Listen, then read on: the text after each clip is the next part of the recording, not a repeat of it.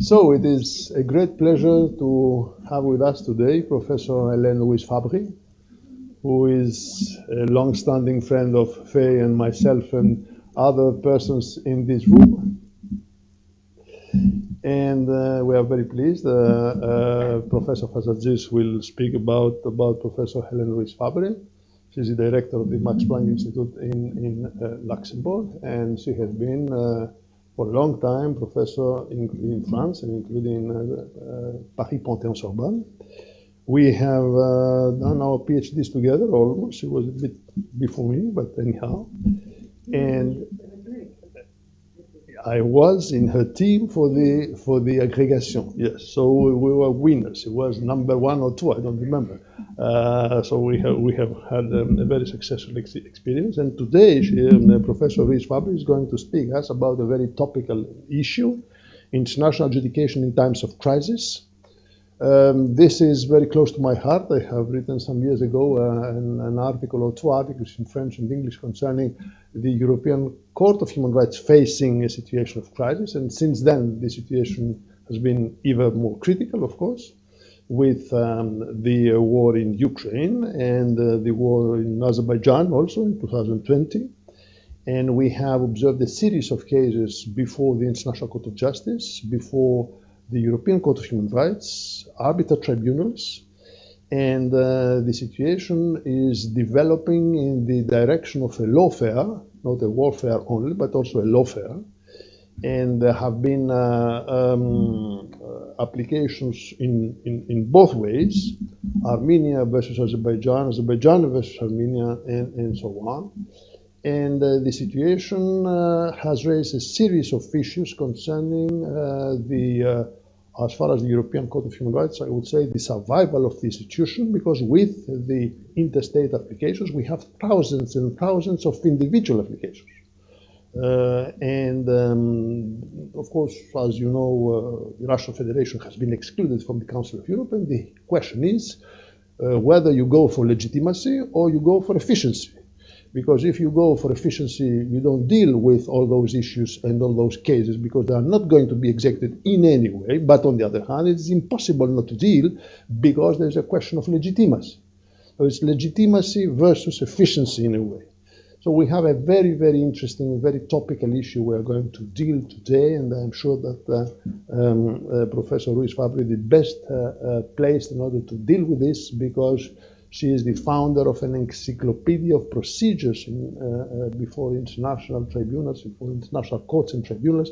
She is the best place to know what are the impact, what is the concrete impact of all those situations, or those forms of crisis on the international adjudication, on the procedure, on the survival even of those international tribunals and courts. And so we are very, very pleased to have her at the University of Athens and at the law faculty. And then you have before you a lot of colleagues of all, let us say, generations. You have emeritus professors, but you have also students, and so the full range of the academic community is here to hear from you.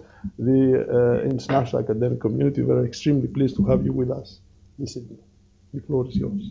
No, the floor is to Faye, to Professor Fasagis, to make an introduction of the personality of our guest. Thank you.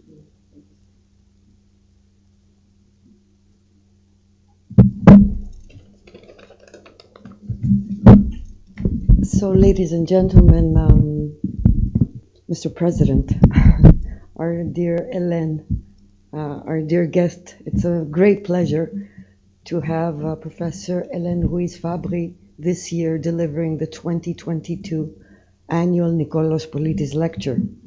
Of course, because of her background as well, and she, as others, are familiar with Nikolas Polίτης, who did work in international law and international dispute settlement. We're happy also because we've been away for 2 years. There was a break. I think our last speaker was Judge then and President Sicilianos in 2020. COVID made us stop because we want to have these events in person. So this is the 7th annual lecture with a very distinguished colleague, Professor Hélène Louise Fabry. As the Dean stated, Ms. Fabry is director of the Max Planck Institute at Luxembourg for procedural law. She was formerly, and of course still has her position, professor at the Université Paris 1 Sorbonne. Professor Fabry has also an extensive experience. She is an associate member of the Institut de Droit International. She was former president of the European Society of International Law and was here in our 2020 conference, which was held here in this building before COVID erupted. So that was the last event, so 19. Oh my, oh dear. So it's been a while. Hélène Ruiz Fabry is also a practitioner of international law. She was a member of the International Tribunal of the International Bank of Dispute Settlement. She has been a member in ICSID panels, an arbitrator, and she has and is continuing to have an illustrious career. Hélène has published extensively, of course, on international law and international dispute resolution. As our dean said, Hélène is the general editor of the web-based Max Planck Encyclopedia of International Procedural Law, published by Oxford University Press. I think some of you have worked for that in Luxembourg previously. I'm looking at Martina. Some of you might owe some work, and I'm not looking at myself. It's coming. And just because we have young students here, I just want to say a few words. I'm sure all of you, apart from our distinguished guest, who you will meet and probably also see in the future, should know who Nikolas Politys was. Some of us live with his books. I'm looking at Mr. Kaliopoulos. I hope you do. Nikolas Sokratis Politys was a jurist and a diplomat, Greek, born in Corfu, but he lived abroad for very many years. He came back during the Venizelos regime, not this Venizelos, you know, the Eleftherios Venizelos, where he was served as foreign minister. He was always based in Geneva. He worked, I think, for the League of Nations in creating the UN, in the General Act of 1928 on arbitration. A very, very distinguished and erudite scholar who, I mean, Greece was very proud to have as one of hers, even though he was a Greek of the diaspora. And that's why many years ago, in 2015, we decided in this university to honor this prestigious figure by having an annual lecture in his honor, in his name, with very distinguished colleagues in the field of international law. And this is one of the most distinguished ladies. I give you the floor, Hélène. Welcome. Thank you.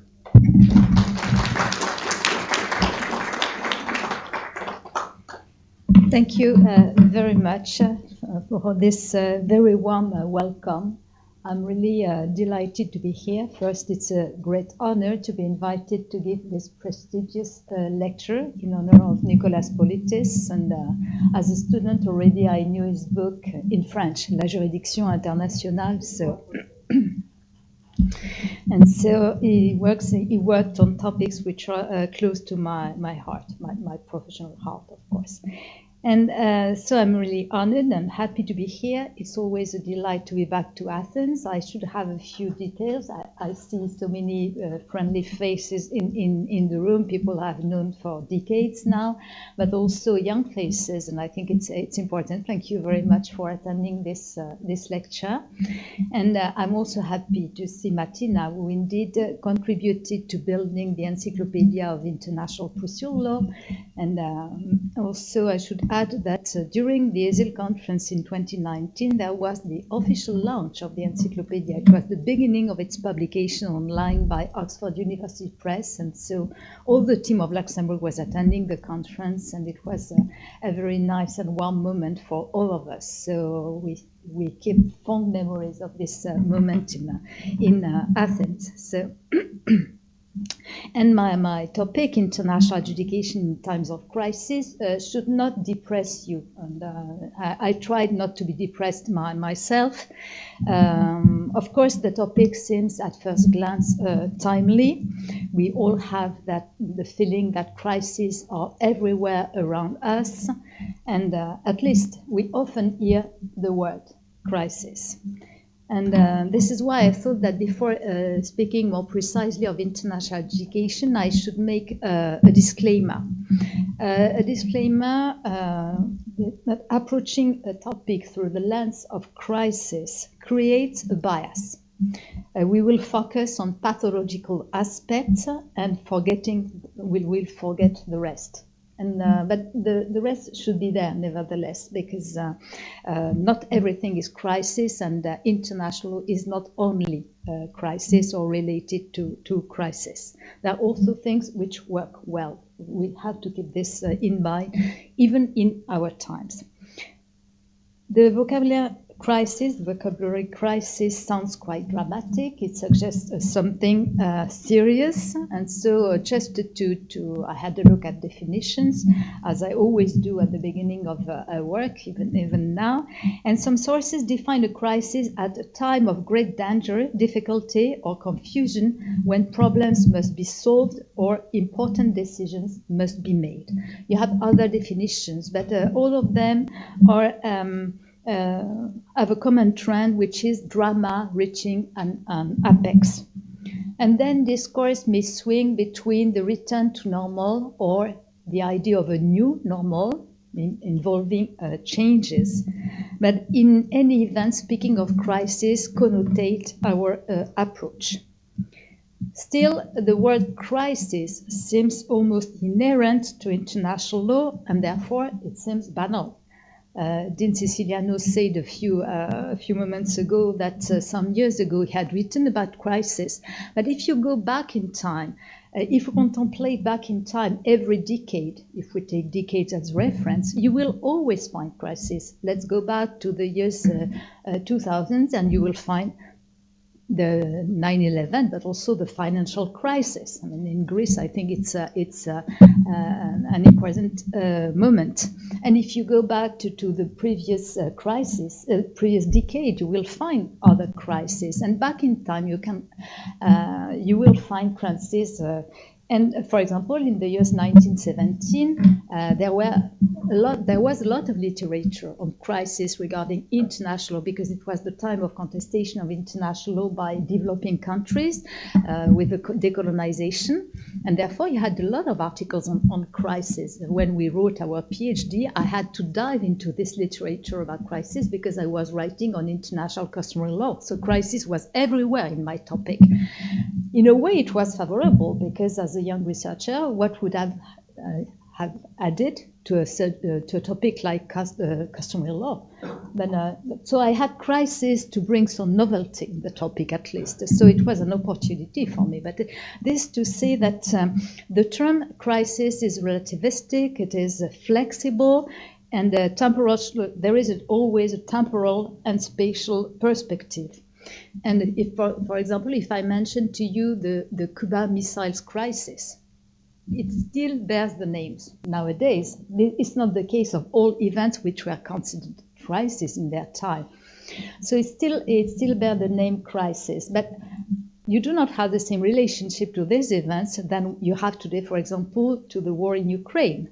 Whereas, let's imagine in 1962, when you were under threat of a nuclear war, and this was serious at a time when we had less information, you could have indeed a feeling of an imminent disaster, and I think some people at this time had.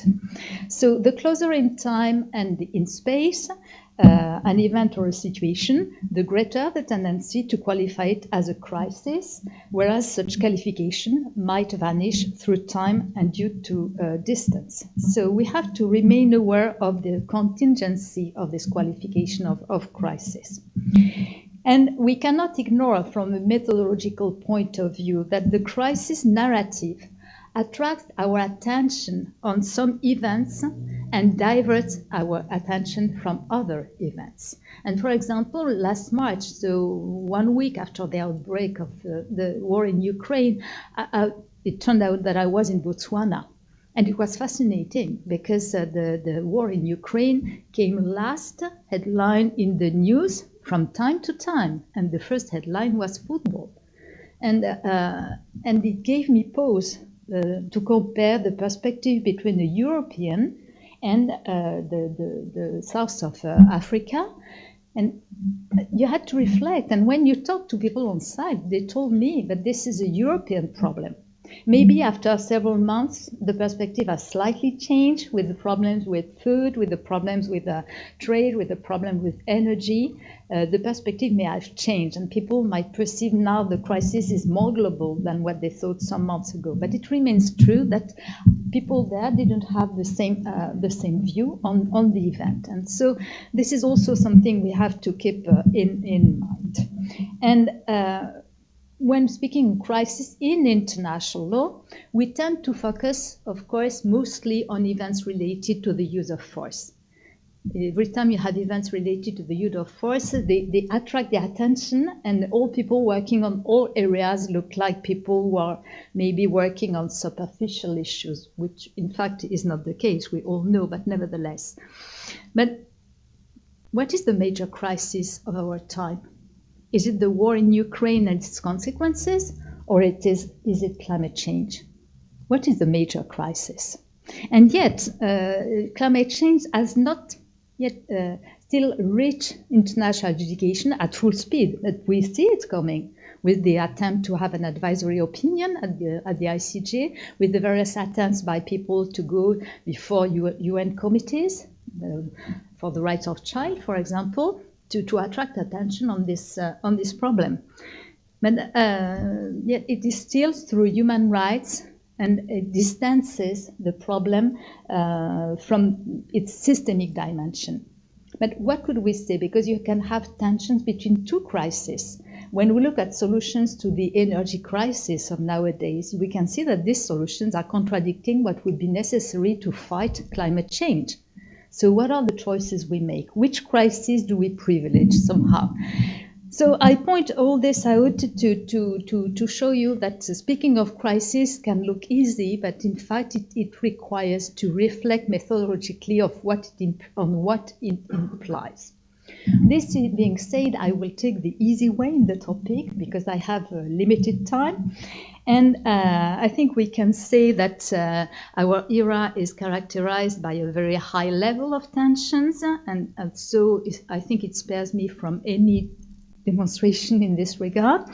And we can see also that this has impacted international courts and tribunals in many ways. So I will focus on that and focus a bit more probably on interstate litigation, which at first glance is a bit more affected systemically. I don't speak about numbers. And if we look at international adjudication through the lens of crisis, it seems to me that two aspects may deserve more attention. The first aspect, on the one hand, is also the most obvious, is that international adjudication has to deal with crisis or some aspects of crisis, as Dean Sicilianos mentioned a moment ago, with all the tension that he mentioned between efficiency, effectiveness, and legitimacy. But on the other hand, we have also to consider that adjudication may face a multifaceted crisis itself, and it's impacted by all the crises occurring around us. So I would like to consider this two steps, starting with international adjudication, dealing with crisis. I would begin by underlining an ambiguity. There is a kind of inevitable ambiguity in speaking of international adjudication in times of crisis. First, most of the international courts of or tribunal have been created in the aftermath of a crisis. And somehow they are the result of a crisis, and they are there to contribute to peace And we can certainly be said that international courts and tribunals are part of lessons learned from the past, and they play a role, or they are meant to play a role in preventing crisis, even if there are obvious limits to this statement, I am aware.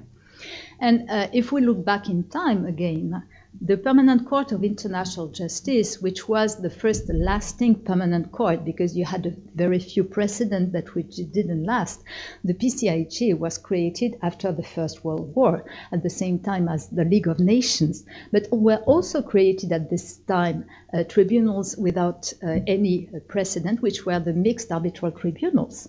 The Versailles Treaty and other peace treaties created 39 mixed arbitral tribunals, and these mixed arbitral tribunals, which were predecessors for the European Court of Human Rights, but also investment arbitration somehow. You can find genealogies in both directions. These mixed arbitral tribunals dealt with more than 70,000 claims by private persons, because these were private rights, property, and mainly property, but not only, and also damage to people who were prisoners of war, were mistreated. And so more than 7,000 claims. And it's forgotten. It's a legacy which is most of the time forgotten, and yet there is a lot to be learned from this tribunal. And they were engendered by the First World War. If we look at in a period which was very favorable, because the dominant idea was peace through law. And after the Second World War, the main idea was not anymore peace through law, it was more peace through balance of power.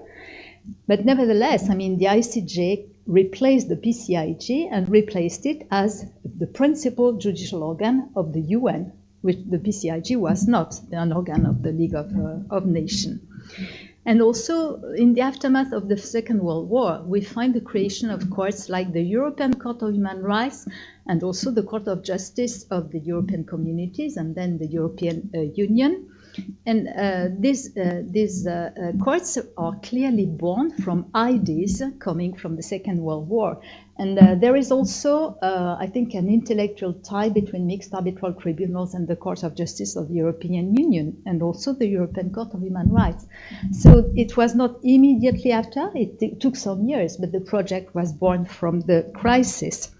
And we could make the same statement regarding the later wave of creation of international courts and tribunals, the years 90s. It was after the invasion of Kuwait by Iraq, and then the reaction of the international community. And we say the excitement created by the promise of a new world order would remedy the possibility of this kind of crisis, that you had also the creation of the international criminal tribunals, which paved the way for the International Criminal Court. So you cannot separate completely international adjudication from crisis by birth, if I can put it like that. And the fact that it was crisis which triggered the creation of the courts, probably with the idea that it should help prevent the crisis. But at the same time, when a crisis occurs, you have to wonder whether the ICTs are the best place to help solve them or deal with their consequences. However, with that, we have the development of a network of international adjudication, and it has an effect that more and more aspects and consequences of crisis can be brought before courts. As you have more and more courts, you have more and more fora and places where you can bring crisis and aspects of a crisis. So there is a kind of logical circle there. And at the same time, we all know that there cannot be a lasting peace without justice. And this is why, for example, you have had so many hybrid criminal tribunals which have been created to help remedy to more localized crises, nevertheless very, very serious ones. But as I said, although they are mostly born from crisis, that doesn't mean that ICTs, international courts and tribunals, are comfortable with crisis. And these are some aspects where my talk will join what Dean Siciliano said a moment ago. As I said, the the figure of the permanent court is not an old one. I mean, it has barely one century, beginning years 1920s. And it's only recently, during the last quarter of the 20th century, that international adjudication have undergone an exponential development with an increasing diversity of international courts and tribunals.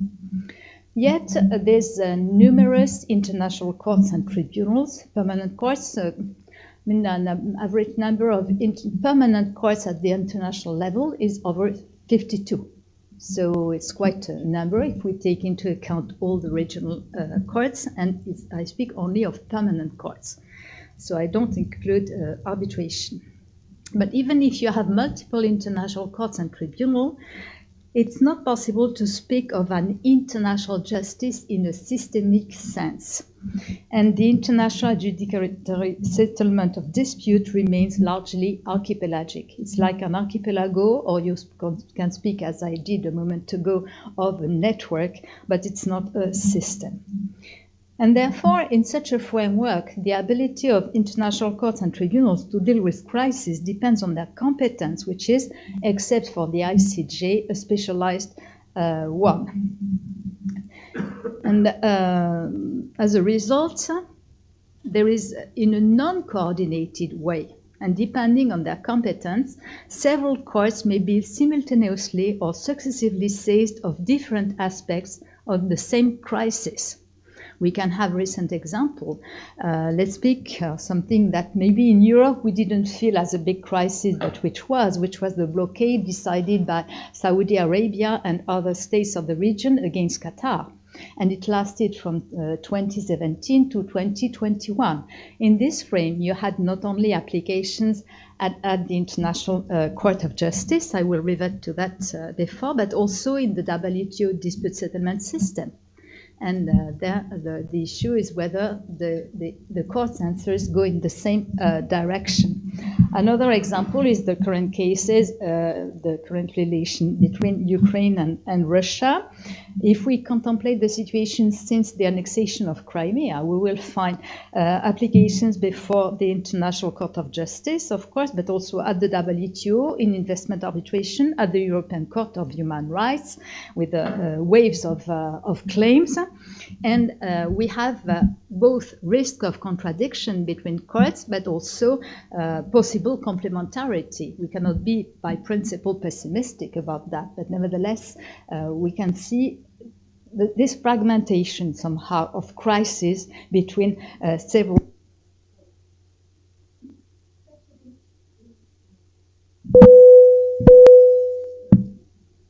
Sorry, it's a very sensitive button, I have to say. So I hope it doesn't have its own life, and it will tell me just shut up, madame. So this evolution is not only due to an increase in crisis, in the fact that the situation would have become more serious, but also to the fact that there is a strategic use of the various means which are offered, especially by states.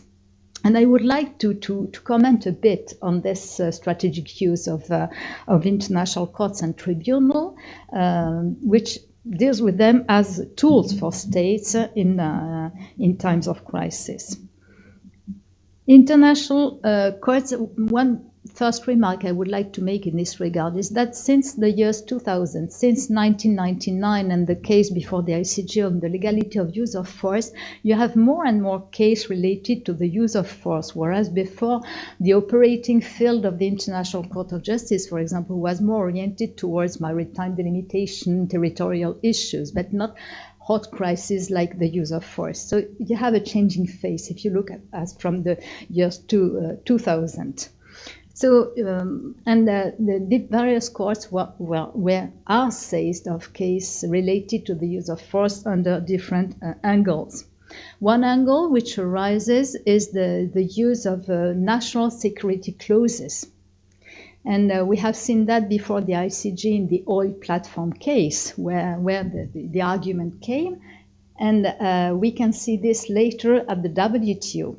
And one defense that states use when they have cases of use of force is the national security argument. And you can see that these clauses, which had been dormant for decades, which were never used before, so that you even didn't have an official or an authentic interpretation, become very contentious.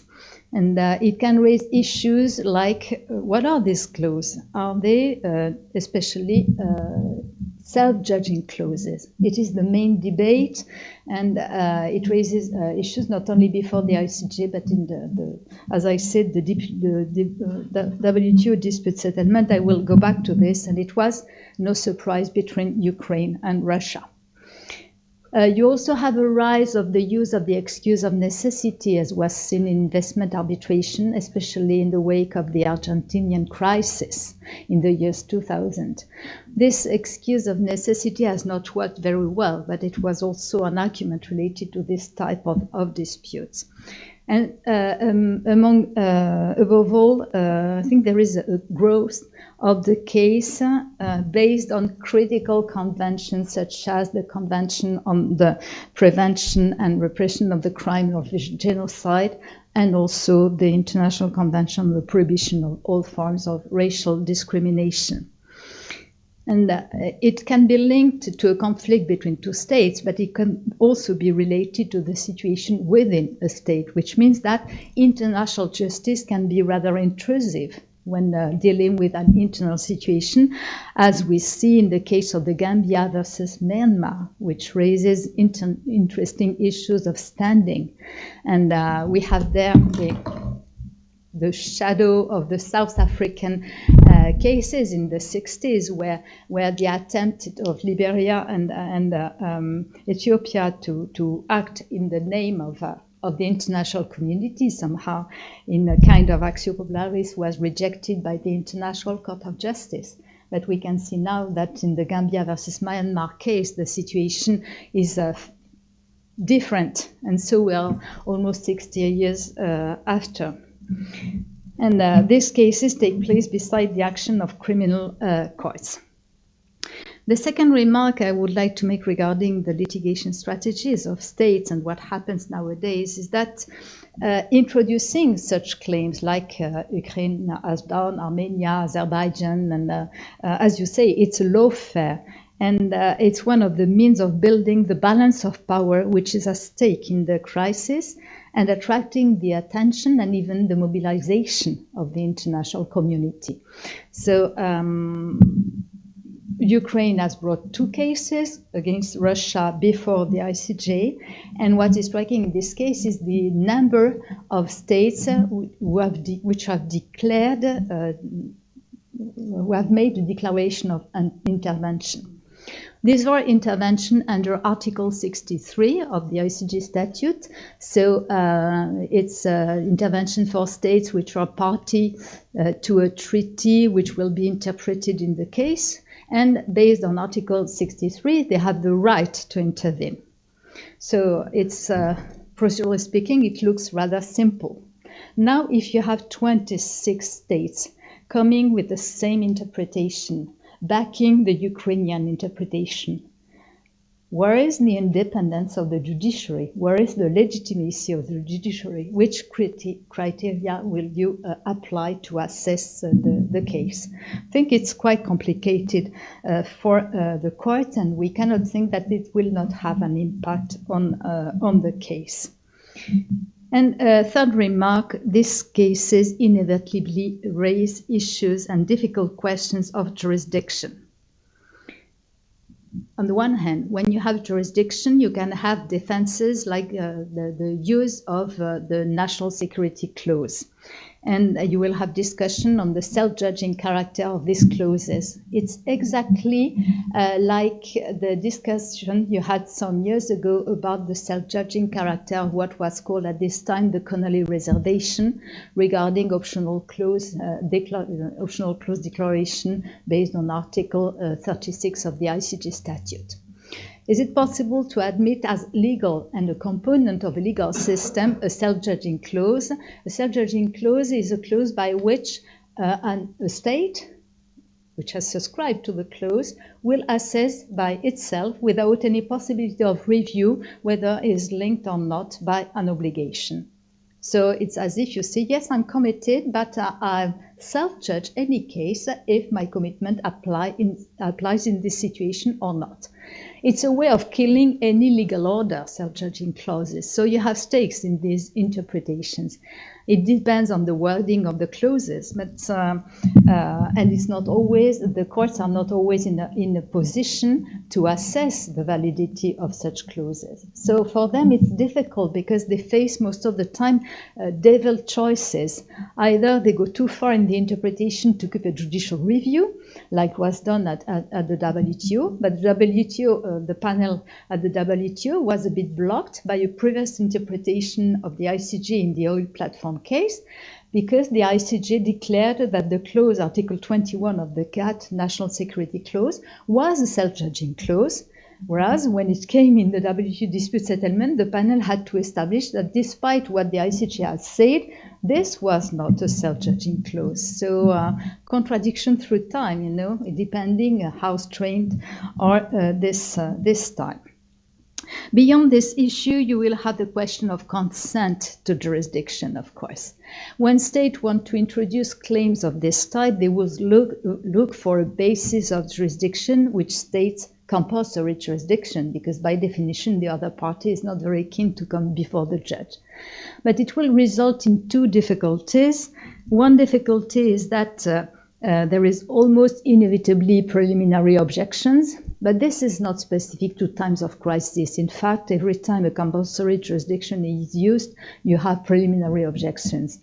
The downside, of course, is that it lengthens the proceedings and it delays justice. The second issue is that claimants have to look for such basis of jurisdiction. And they may have to use basis of jurisdiction which are not the most appropriate for the case, but the only one available. And it can introduce a kind of bias in the approach of the case and the scope of the dispute. Typically, it is the case of the invocation of the Convention on the Elimination of All Forms of Racial Discrimination before the ICJ. It's a very good example.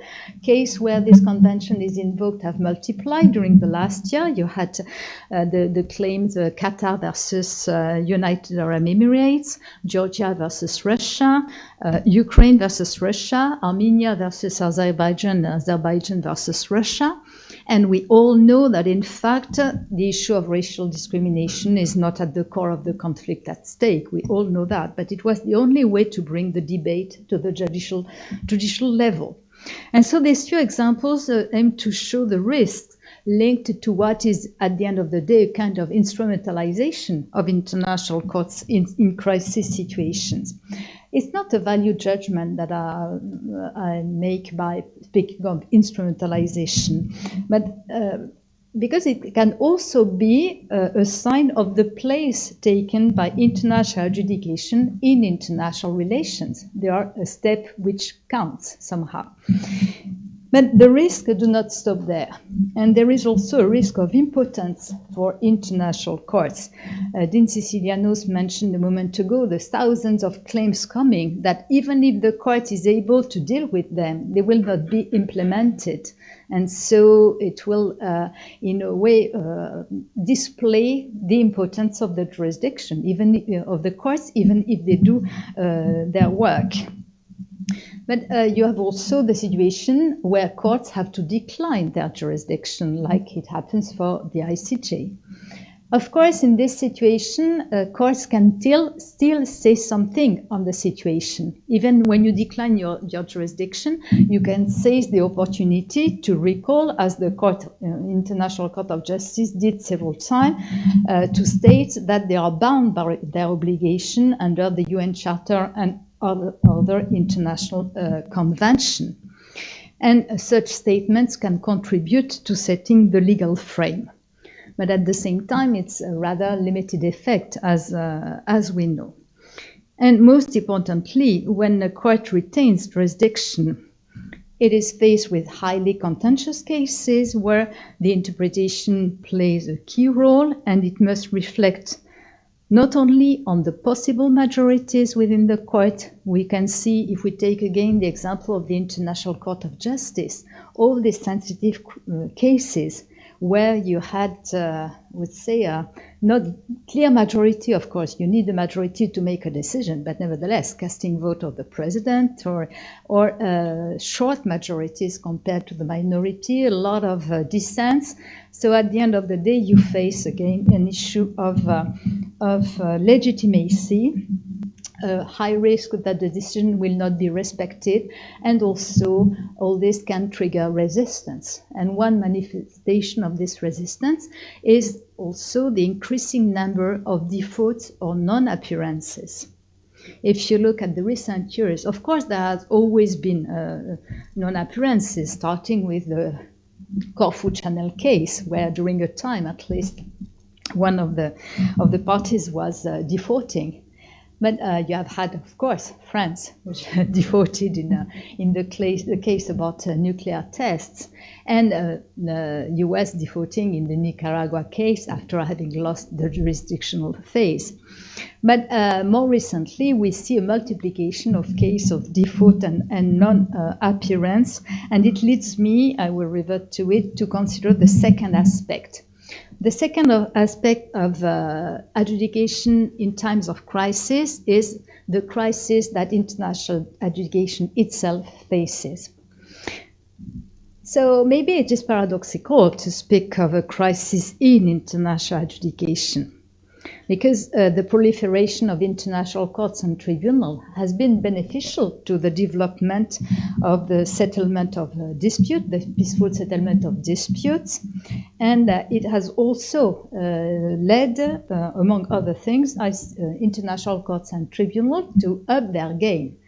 And you have had a kind of positive competition between courts, where some courts have changed their case law because they were facing maybe the competition of other courts. And for example, the dispute between the Maldives and Mauritius was brought before ICLOS when an application to the ICJ seemed doomed to fail because of its jurisprudence on the issue of third states and indispensable parties.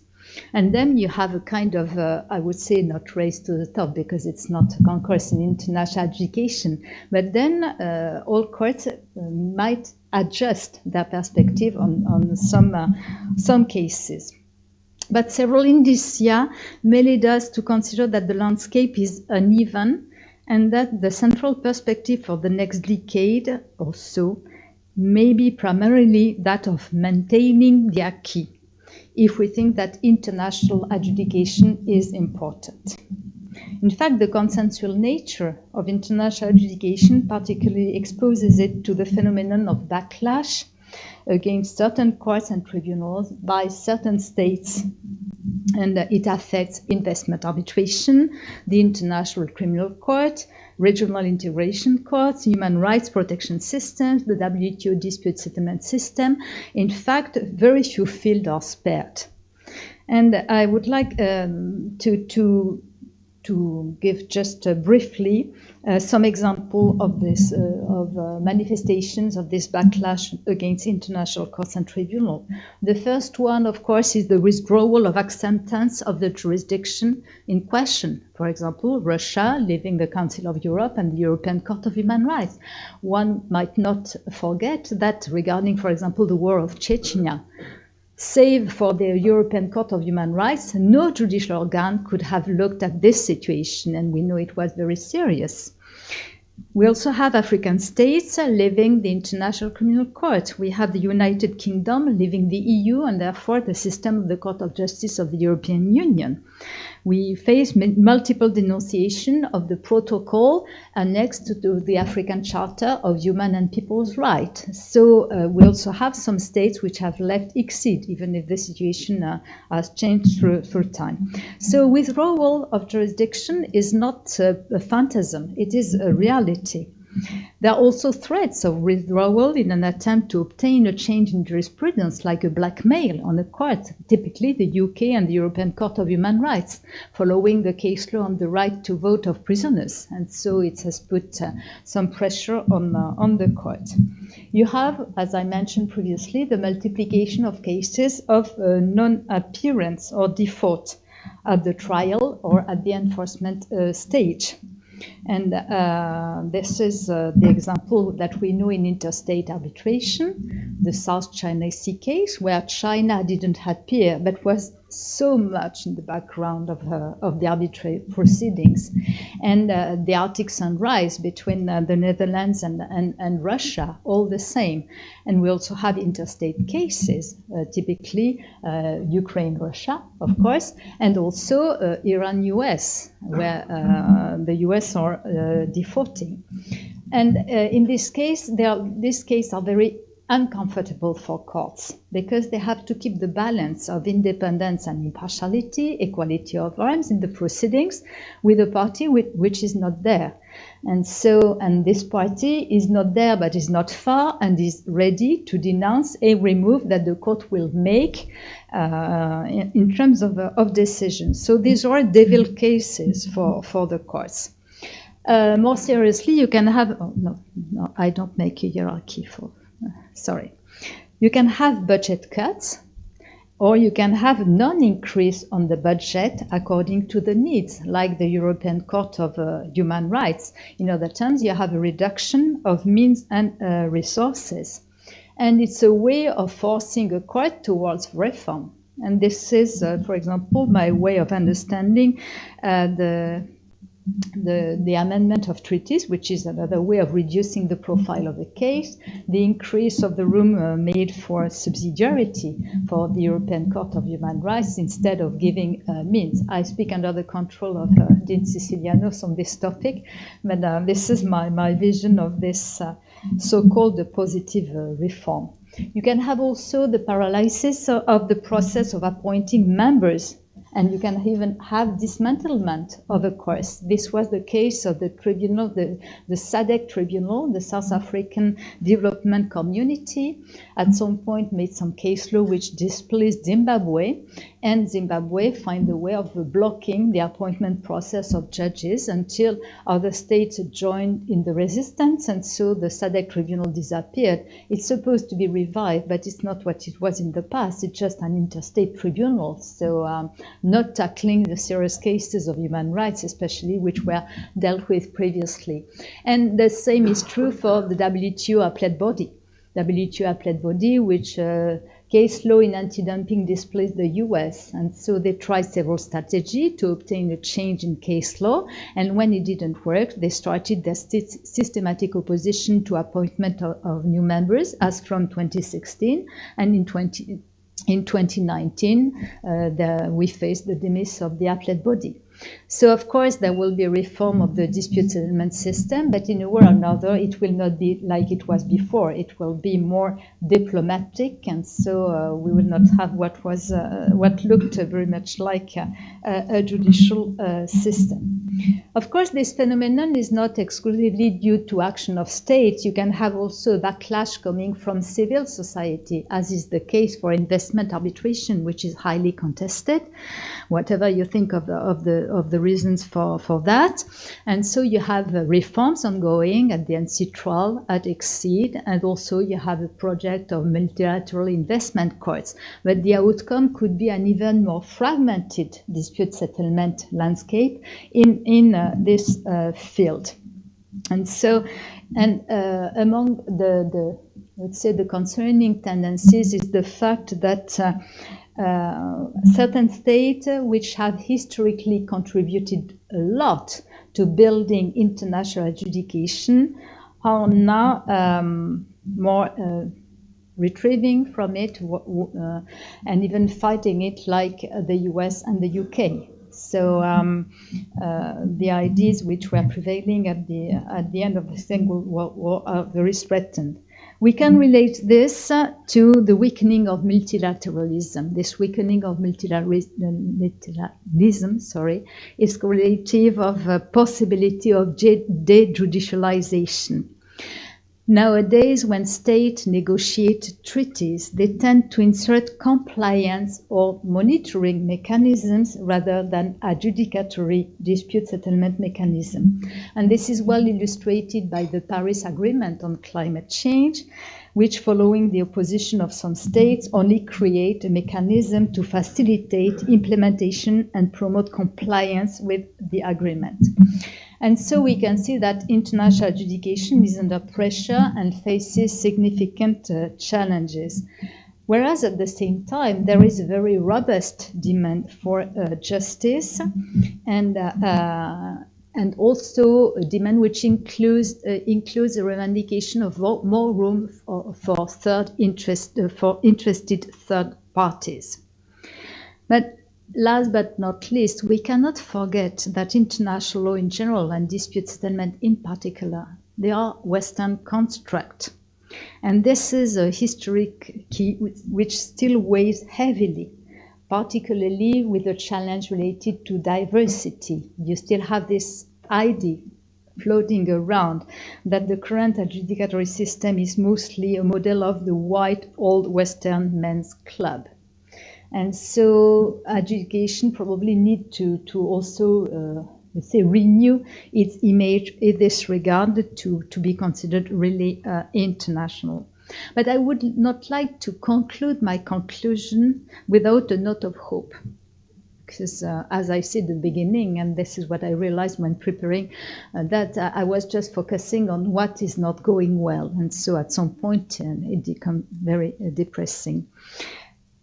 Many more aspects of crisis can be brought to international justice nowadays. It doesn't mean that there are more crises, but there are more courts. And so impunity has not disappeared, but it has receded to a certain extent. And we also have to be aware that evolutions take time in international law. But if we compare through time, over a century, what was possible in terms of international justice 1 century ago and where we stand now, then we can see that there have been interesting developments. I don't speak of progress because progress would be a value judgment on this, and as lawyers we tend to think that having something judicial is consolidated the system, but it's something about which I remain agnostic. I like international courts of tribunal, or else I would not dedicate so much of my time to them. But at the same time, I want to remain agnostic about the fact that it would be the most fitting system for the international legal order. So we have to take all this into account, but then nevertheless evolutions occur. And so you have to look forward and hope that out of the current crisis, there will be more justice, whatever its form. Thank you very much.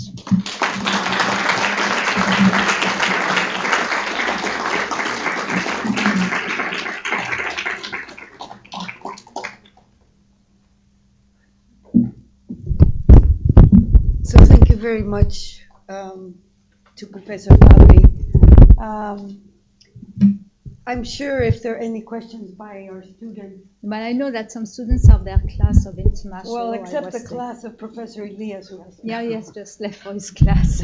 So I guess his students also have to leave. But if there are any questions from our students, the students who aren't leaving, our colleagues here, we have just a few minutes for questions. Yes. And I had one, to be honest, listening to you. I'll give you the floor.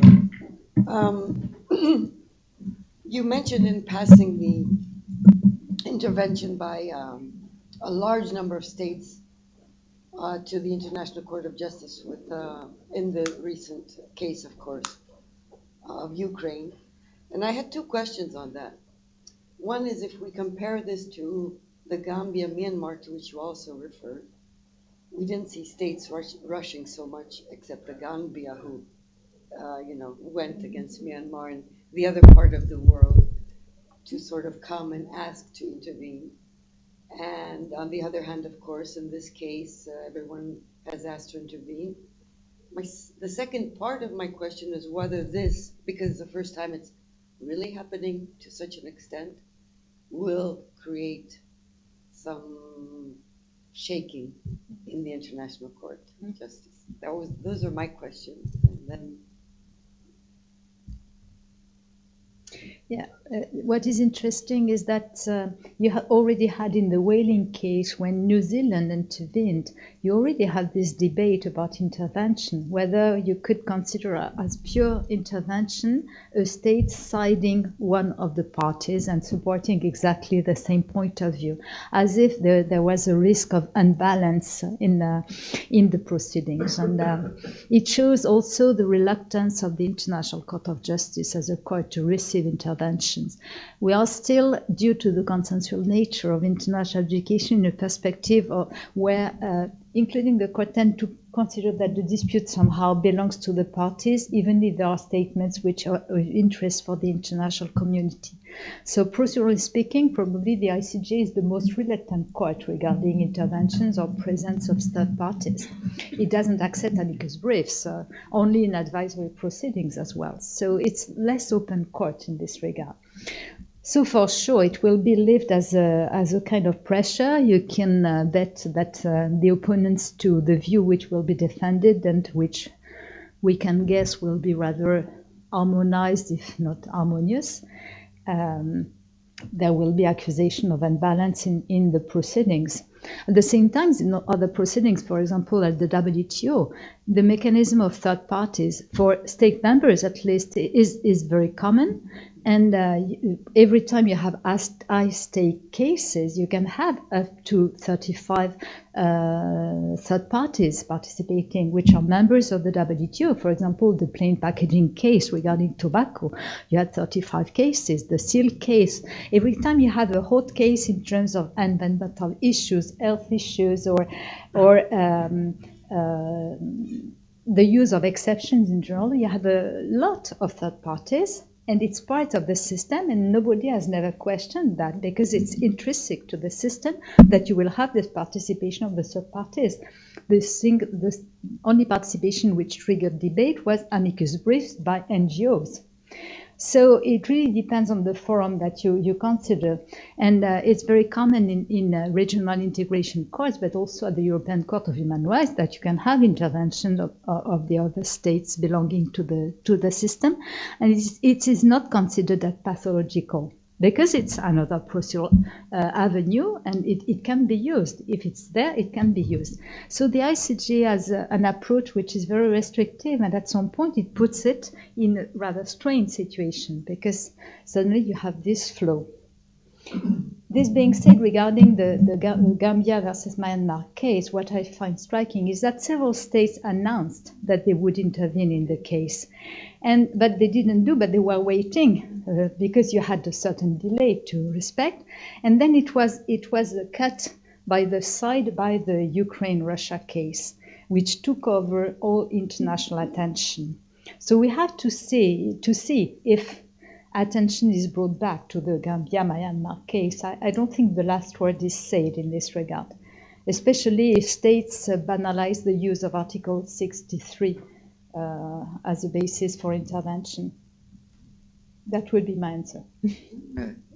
It's very interesting to see what's going to happen, because it's, it's not legally not, technically, vactio popularis. Yeah, it is. But I think it's the logic of this mechanism. At the same time, it has been denied for decades. But now that we speak of international community, it's time to face where we're heading with that. So, of course, 26 is not the whole international community. So, but if you have 26 states stating the same interpretation of a convention, it's difficult for the judge to say something else, and you can have nuances, but it will be difficult. And so, what is the position of silent states? We don't know, but nobody is prevented from intervening. After all, they could decide. And regarding the Gambia, we all know that the Gambia, it's a logic of actio popularis again, but behind Gambia, you have also the organization of Arab states, and so the Gambia is not alone in this case, and this is where you have the maximum instrumentalization, in my view. Yeah, strategic education, like you said. Dr. Papastavridis, I have a few of our colleagues. Go ahead. Actually, it was a fascinating and very thought-provoking lecture. So I have two questions which were followed by very opposite comments on the archipelago of thoughts or the constellation of thought we have. So the first one is whether you see any room for another MOX plant, incident, in the sense that we have a tribunal that is suspending its proceedings of committee because there's no least payments in the international right, in order to see what the other court will decide, or maybe name its proceedings to have a look at what the other court will decide on the case. So if there is any room for this scenario. And the second question is also related to this strategic limitation. So if I recall correctly, in the Qatar UAE case, the SJ was not in agreement with what the third committee on discrimination said, or what's the discrimination with respect to the character. So that particular case, the litigants went to different fora, but it didn't win at the end of the day, right? So do you think how efficient is this in having like a multitude of fora and choosing the wrong one, right? No, it can happen that you choose the wrong one because you miss your bet. So this is what happens in strategic litigation or a litigation strategy, if you prefer. When you do, it's not the first time that you have a disagreement between a political organ and the courts, and typically you had the case regarding former Yugoslavia. And when the Serbia came back to the court asking to reverse what was found in 1996 because the General Assembly had declined the place of successor of Serbia to successor to Yugoslavia, and then the court, which had considered Serbia as the successor, faced a pure contradiction, decided that the UN General Assembly was the UN General Assembly and the court was the court. And the contradiction is still open today. I mean, it's not overcome. You could still have a Mox Plant case, whether you would have this committee. In this case, it was an ad hoc arbitral under the Aarhus Convention. Currently, the difficulties, because it's with the Court of Justice of the European Union, which is a rather dualistic court regarding international law, as we know, and its battlefield currently is investment arbitration. And for now, except maybe for one, no investment tribunal has deferred to the Court of Justice interpretation.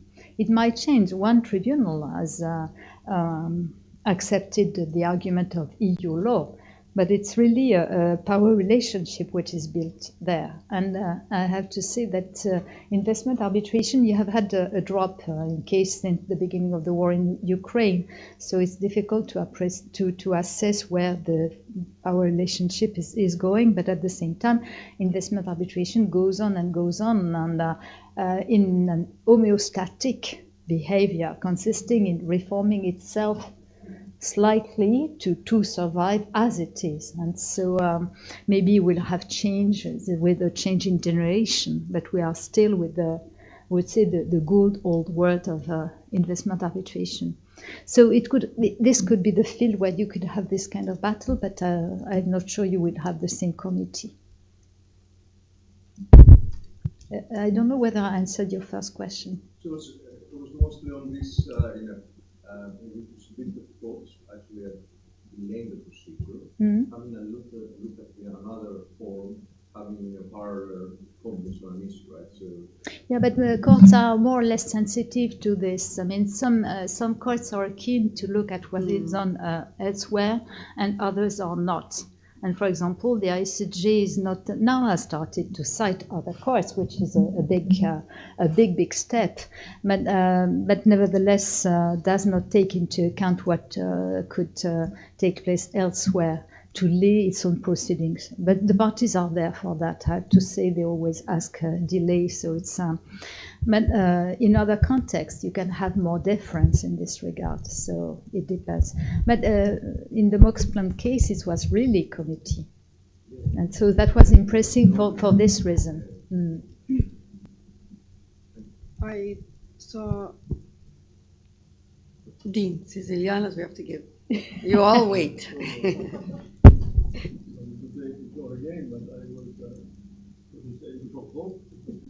Thomas was this extremely interesting lecture among the myriad things of interest that you mentioned.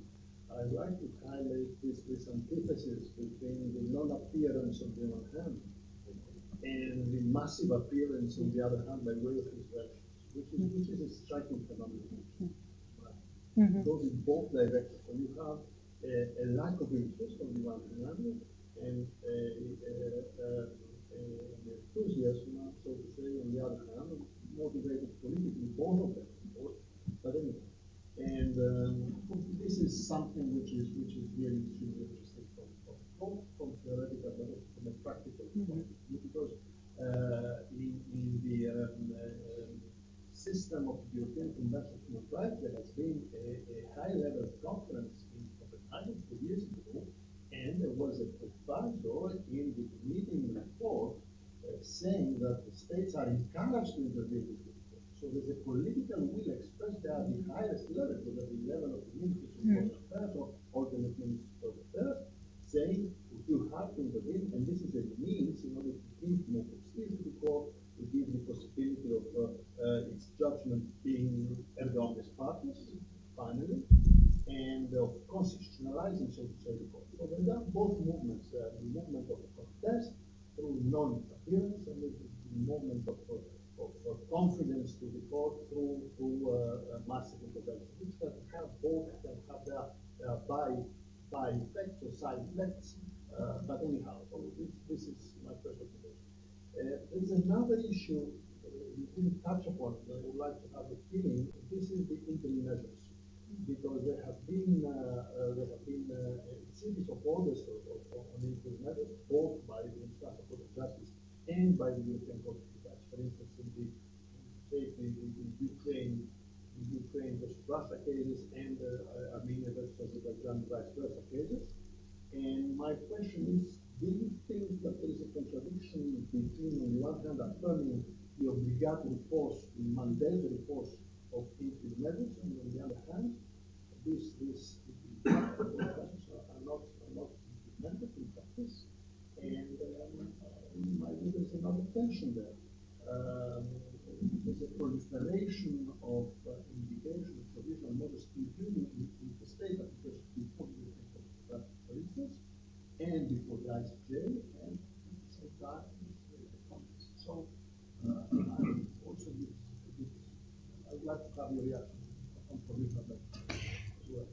So on provisional measures, first, I don't know the European system as well as you. So, but regarding the International Court of Justice, I think the first step will be to look at cases where provisional measures were implemented and respected, even before the current crisis. And there, when we will see that provisional measures were almost never respected before, they are not respected now, no big surprise, I would say. At the European Court of Human Rights, I don't know whether provisional measures were well respected before. This you know better than me.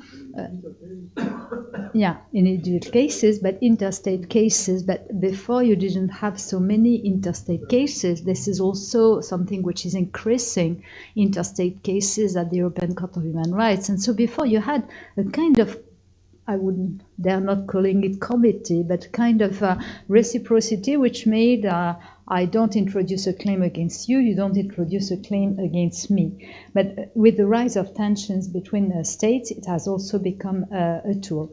That provisional measures are not respected in interstate cases at the European Court, I don't find surprising, no more surprising than what I said for the ICJ.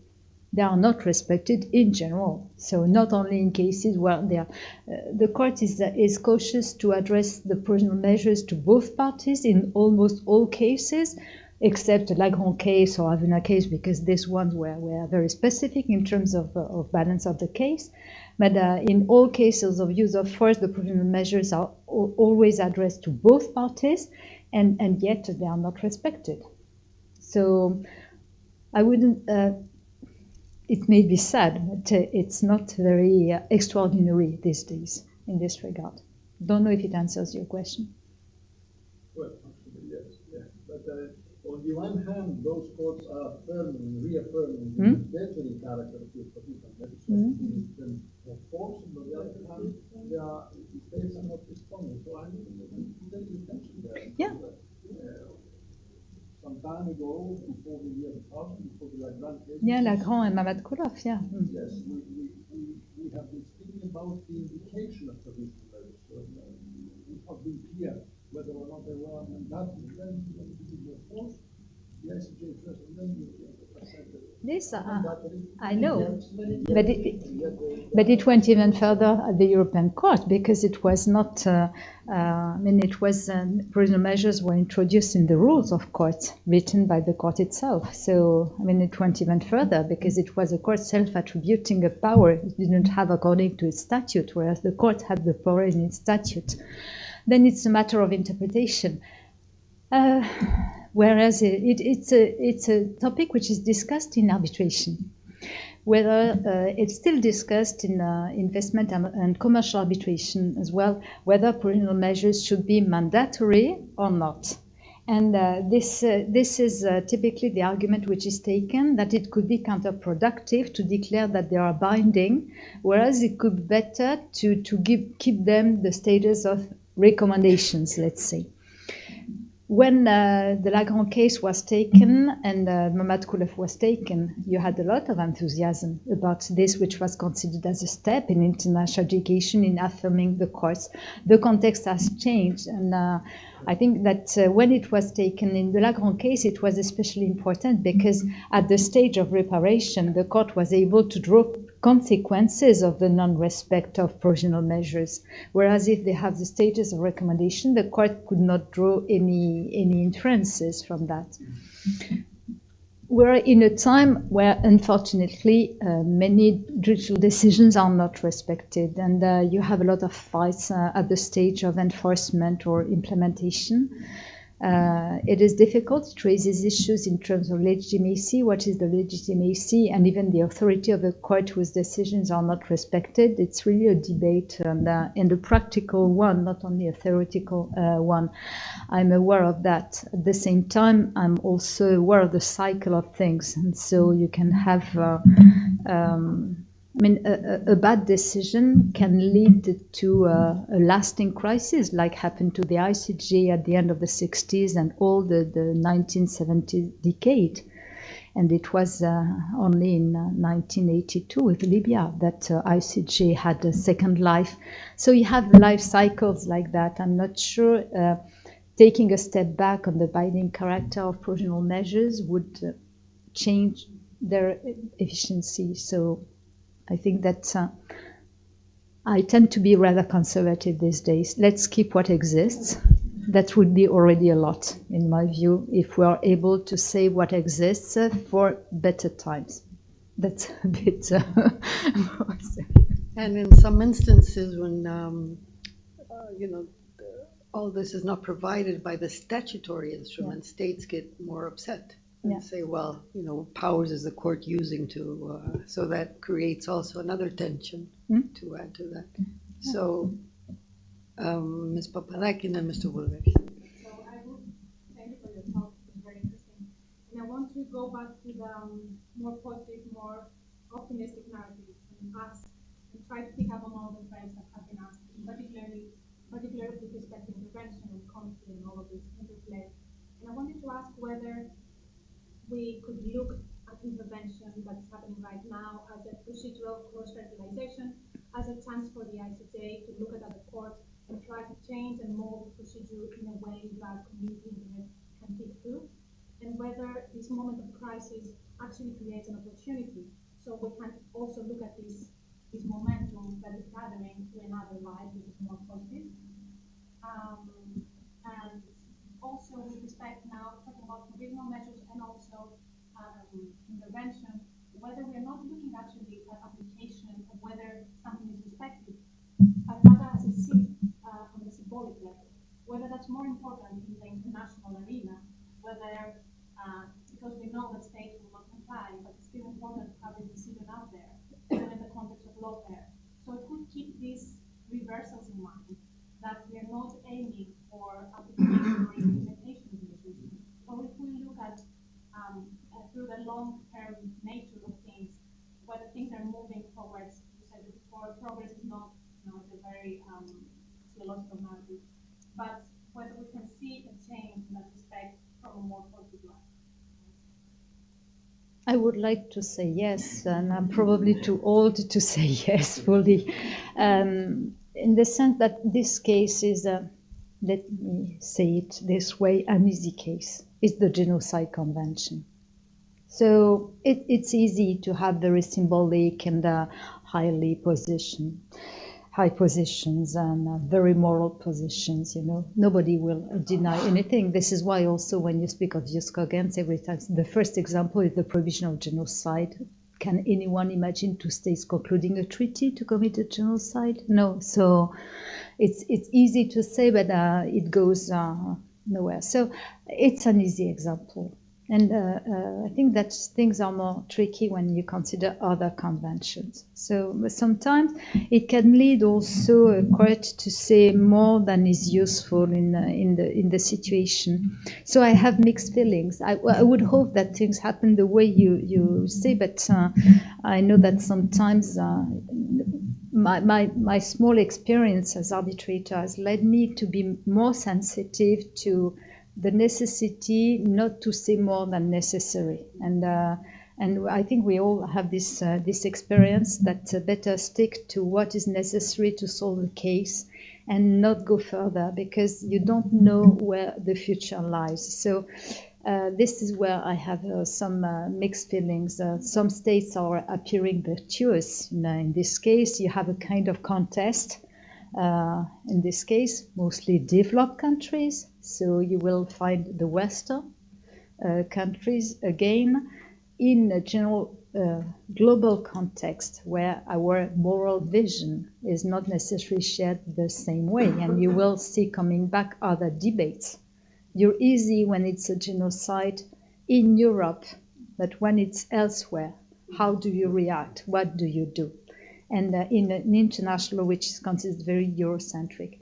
So I have mixed feelings. I have hope, of course, like anyone, but at the same time, we would not work in international law. And you have to be cynical in your profession, but you have to be a bit idealistic in your mind to survive in this field, I would say. But yeah, I have mixed feelings. I don't know if I answered your whole question. Yeah, the procedural perspective, I think the more technical part of it. Yeah. Could open up new avenues. So the crisis is viewed as a means to also towards that's the main concern. Yeah, but I don't think it will come so easily at the International Court of Justice because it mirrors a certain power relationship, which is shaken, of course, for example, with the fact that the tradition of having a judge per permanent member is disappearing. So, but nevertheless, you still have this background, which in my view weighs heavily. And when you look at some cases where you have the courts shaking more and more the definition of a dispute, there you have a major matter of concern there. If you look at the recent cases, and also you see these discussions about the convention on all forms of prohibition of all forms of racial discrimination. When you begin to go into these discussions about nationality, all these aspects, and you see sometimes technicalities can be hard on cases. So yeah, this way I would be more cautious. Thank you. So I have a final question by Dr. Vulgaris. You have the privilege, so make it quick. I'll do my best. So, throughout the lecture, kept thinking that there exists a vicious circle. Yeah. So, first, it starts from the, I would call it the politicization of international education, which, to my mind, partly answers our feelings, misgivings about states on the one hand, appearing or agreeing on that hand, not complying with decisions. So the fact that courts are being used for strategic purposes by states and to the extent that it would be for the political interests. So if this politicization causes this diminishing of the authority or the legitimacy of international courts, then how can we reverse their backlash against international courts? That would be my question. Because I assume, and I hope that most of us agree here as lawyers, that we don't want that. We have an interest in states actually complying or not exercising countermeasures, reprisals or retaliation. So how do you see this? No, but we have to be back to basics. In my view, the fact that international courts were born from war and from the necessity to establish, to the extent possible, a peaceful order. Not because suddenly it was just idealistic, but because the humanity had reached a state where it had so many means of destruction that you had to build a wall to prevent the use of these means of destruction. I think, in my view at least, there is no surprise in the fact that the courts appear in the period after the First War, where there was a realization of the means of destruction compared to previous wars. So this is something which the war in Ukraine brings back in our mind also, that all the European integration, the roots of the European integration is not the market, is not that this or that, it is peace in Europe. And we integrated first steel and coal. So I think this is something to be kept in mind. After that, what you said is really true. In many, but I think that there I would turn to the professional, the legal advisors. They know better than me that in many cases, states are able to be completely schizophrenic. The right hand doesn't look at what the left hand does. And so they're able of big discourses and do exactly the contrary in other fora.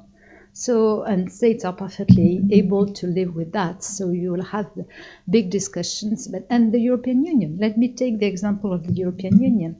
The European Union, which want to be party to a convention, will kill any judicial dispute settlement, referring, for example, at the ICJ. Why? Because the European Union cannot plead before the ICJ.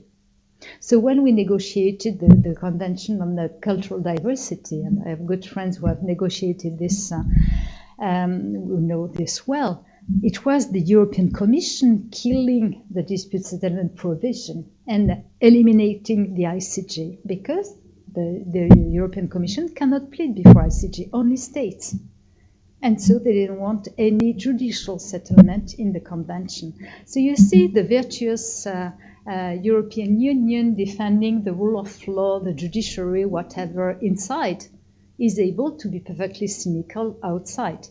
And this is very common in international policy, not only international legal policy. So once again, I think that the challenge of the decade, next decade, is to try to safeguard what is existing until better times come. I'm sorry, it looks very a bit sad but you can have a look, because I've just completed with a colleague, it has just been published last week, white book about the ILA. It's the 150th anniversary of the ILA next summer.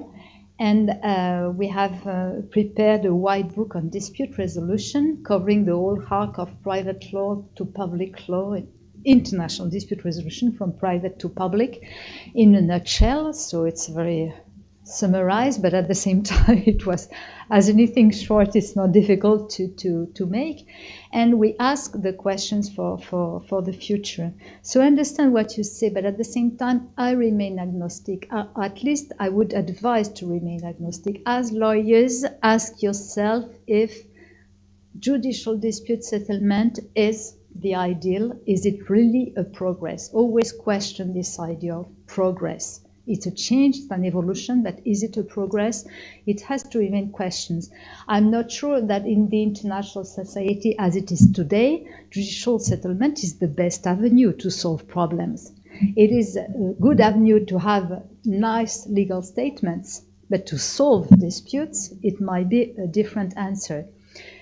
Time will change, it will be back. I mean, you have cycles like that all along in international law, but in the long trend, you find indeed something which increased the rule of law. So, and you can see, nevertheless, that all this international education revolves around human rights. I was yesterday in a conference at the International Chamber of Commerce. Environment and human rights are pervading in all fields. So it's very important to take into account, because the self-isolation of several courts will not last. But it is a challenge to be able to take all this into account. So there is hope in being able to not think in a silo. So I can only incite you to open your eyes and consider several fields. Consider that you cannot do well human rights without knowing what happens in environment in other fields. You cannot be only in investment. You cannot be only in trade. The challenge of your generation is to be able to be somehow intersectional, to have an intersectional approach to international problems. If any of our LLM students are here, you just write all this down. It's your second semester course. The ILA White Book also. Where's Gugurinis? That will be it's the intervention of the 27 states, and the White Book of ILA on dispute settlement is our next semester course. And this was a wonderful introduction on international adjudication. Hearing you saying about being agnostic and being careful and looking at it, I remembered the course that I was taught when I was their age by Professor Virali. Mm-hmm. And we need to look back to his article in RGDP, Le champ opératoire du règlement judiciaire. I think we're going to go back to that. Yeah. That's very interesting to think about our court's work. We want to really, you have to join me. Thank you very much, Professor Fatou. Thank you.